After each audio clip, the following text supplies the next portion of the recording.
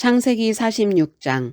이스라엘이 모든 소유를 이끌고 떠나 브엘세바에 이르러 그의 아버지 이삭의 하나님께 희생 제사를 드리니, 그 밤에 하나님이 이상 중에 이스라엘에게 나타나 이르시되 야곱아 야곱아 하시는지라. 야곱이 이르되 내가 여기 있나이다 하매, 하나님이 이르시되 나는 하나님이라. 내 아버지 하나님이니 애굽으로 내려가기를 두려워하지 말라. 내가 거기서 너로 큰 민족을 이루게 하리라.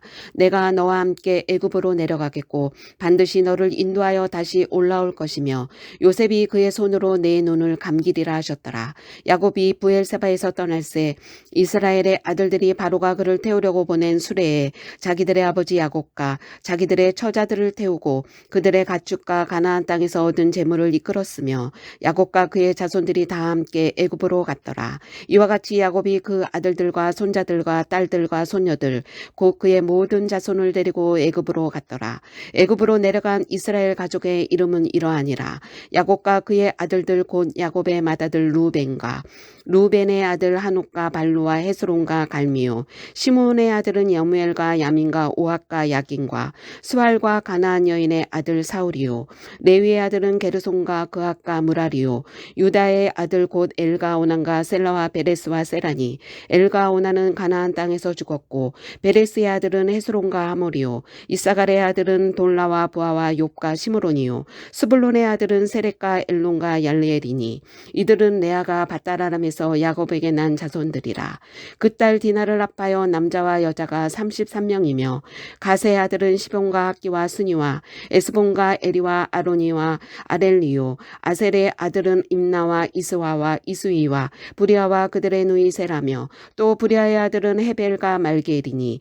이들은 라반이 그의 딸 레아에게 준 실바가 야곱에게 낳은 자손들이니 모두 16명이라. 야곱의 아내 라헬의 아들 곧 요셉과 베냐민이요, 애굽 땅에서 오네 제사장 보디베라의 딸 아스낫이 요셉에게 낳은 므낫세와 에브라임이요, 베냐민의 아들 곧 벨라와 베겔과 아스벨과 게라와 나아만과 에이와 로스와 문빈과 학빈과 아르시니. 이들은 라헬이 야곱에게 낳은 자손들이니 모두 14명이요. 단의 아들 후심이요, 납달리의 아들 곧 야세엘과 구니와 예셀과 실렘이라.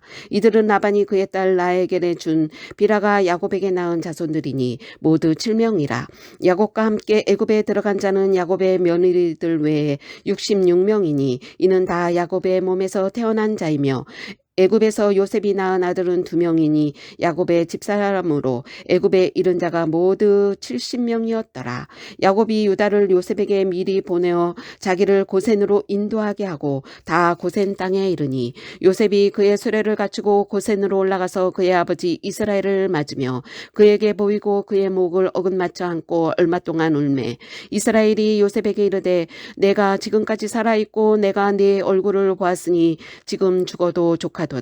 요셉이 그의 형들과 아버지의 가족에게 이르되 내가 올라가서 바로에게 아뢰어 이르기를 가나안 땅에 있던 내 형들과 내 아버지의 가족이 내게로 왔는데 그들은 목자들이라. 목축하는 사람들이므로 그들의 양과 소와 모든 소유를 이끌고 왔나이다 하리니, 바로가 당신들을 불러서 너희의 직업이 무엇이냐 묻거늘 당신들은 이르기를 주의 종들은 어렸을 때부터 지금까지 목축하는 자들이온데 우리와 우리 선조가 다 그러하니이다 하소서. 애굽 사람은 다 목축을 가증히 여기나니 당신들이 고센 땅에 살게 되리이다. 아멘. 사랑하는 우리 교우 여러분, 구독자 여러분, 창세기 46장의 말씀으로 함께 그 은혜를 나누도록 하겠습니다. 오늘 본문은 요셉의 초청으로 드디어 애굽으로 이주한 야곱 가족의 명단을 소개하고 있습니다.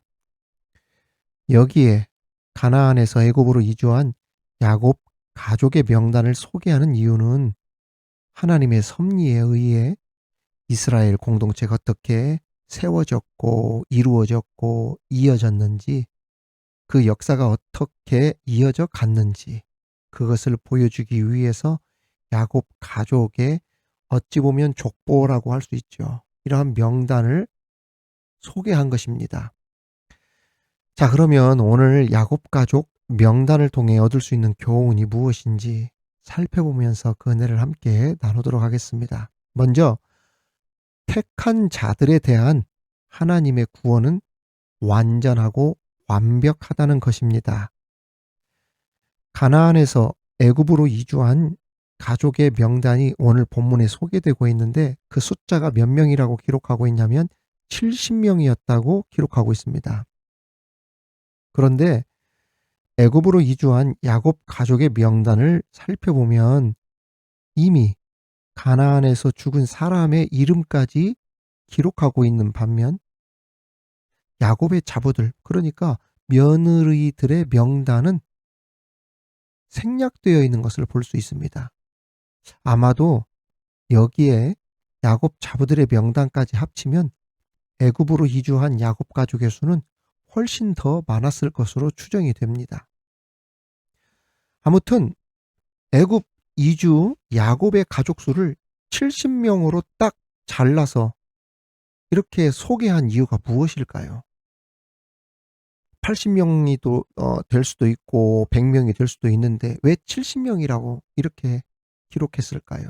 그것은 하나님의 계획과 완전한 섭리하에 야곱의 가족이 가나안에서 애굽으로 이주했다는 것을 나타내기 위함입니다. 그렇습니다. 7이라고 하는 숫자가 의미가 있는 숫자입니다. 이 7이라는 숫자는 완성, 종결이라고 하는 의미를 나타내는 완전수입니다. 즉 70명이라고 하는 숫자는 그때 이주한 사람이 딱 70명이었다. 이러한 숫자의 의미보다는 야곱의 가족 중에서 한 사람도 빠지거나 택함을 받았던 야곱 가족의 어느 누구든지 제외된 사람이 한 명도 없이 완벽하고 완전하게 하나님의 섭리와 인도하심에 따라 전체 이주했다는 것을 상징한다는 이야기입니다. 그게 70이라고 하는 숫자예요. 결국 하나님께서 택한 백성은 한 사람도 예외 없이 다 구원하신다는 것을 보여주신 것입니다. 그렇습니다. 하나님의 언약의 후손인 야곱의 백성들을 하나님께서 완벽한 섭리와 계획하에 인도해 주시고 훗날 다 구원해 주신 것처럼 우리의 영원한 언약인 예수 그리스도를 구주로 믿는 사람들을 하나님께서 멸망할 이 세상에서 구원하여 훗날 어디로 이주시킨다? 예수님을 통하여 천국으로 이주시킨다는 거죠. 그래서 영생에 들어가게 하신다. 영원한 구원에 들어가게 하시는데 이때 예수를 통한 구원이라고 하는 것은 하나님께서 세우신 가장 완벽하고 완전한 구원이라는 것입니다. 그것을 가르쳐 준 겁니다. 그러므로 우리 성도들은 예수 그리스도를 통한 십자가의 보혈을 통한 믿음을 하나님의 은혜를 통한 하나님의 구원하심을 절대 의심해서는 안 됩니다. 이렇게 한다고 구원을 받을 수 있을까? 이런 생각하면 안 된다는 이야기예요. 내가 예수를 믿으면 하나님께서 나를 구원하시는 이 구원은 완벽하다, 완전하다, 한치의 오차도 없다, 반드시 구원받게 된다, 이라는 확신을 가지라는 이 말입니다.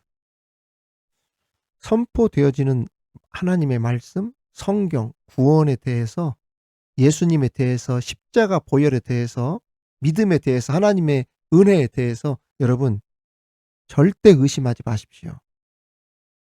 완전하고 완벽하신 하나님의 계획과 섭리 가운데 말씀과 구원은 반드시 이루어질 것을 믿으시기 바랍니다. 두 번째, 우리에게 주시는 교훈은 성도는 세상에서 하나님의 백성으로 당당하게 살아가야 한다는 것입니다. 33절, 34절을 보면 요셉은 야곱 가족을 향해 바로가 당신들의 생업에 대해서 묻거든 자신들과 선조가 다 목자의 생업을 가졌음을 고하십시오. 이렇게 지시하였습니다. 물론 요셉의 지시도 있었지만 야곱 가족들이 자신들의 생업에 대해서 숨길 일이 없었죠. 있는 그대로 그들이 무엇을 하고 있는지에 대한 그 직업에 대해서 바로에게 이야기했습니다. 사실 목축업은 애굽 사람들이 평소 가장 가증히 여기고 천박하게 여기던 업종의 사람들이고 직업이었죠. 정착된 거처도 없죠. 계절에 따라 이곳저곳 자리 옮겨야 되죠. 떠돌이처럼 지내는 사람들이죠. 냄새나는 직업이죠. 그래서 애굽 사람들이 유목민인 히브리인들을 상종하거나 같이 동석하지 않으려 했던 그러한 천시를 받던 사람들이 목축업을 하던 사람들이었어요. 그런데도 야곱과 그 가족들은 자신들이 선조 때부터 목자였음을 강조했습니다. 잘 들으십시오. 뭐 했다? 강조했다는 거예요. 이렇게 강조할 수 있었던 것은 자신들이 하고 있는 목자의 일을 귀중히 여기며 자부심을 가지고 있었기 때문에 강조를 했던 거죠. 그래서 바로 앞에서도 애굽 사람들 앞에서도 부끄러워하지 않고 자신들이 대대로 목축업을 하는 그러한 사람들입니다라고 자신 있게 증거했던 것입니다.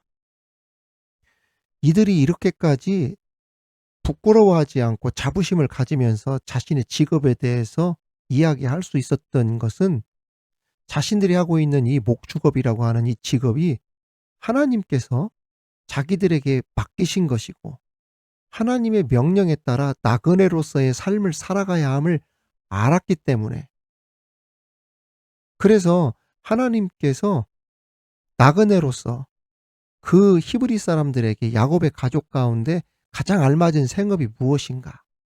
그게 목축업이었다. 그래서 나는 이 목축업이 부끄러운 직업이 아니라 천직으로 여기며 살고 있다.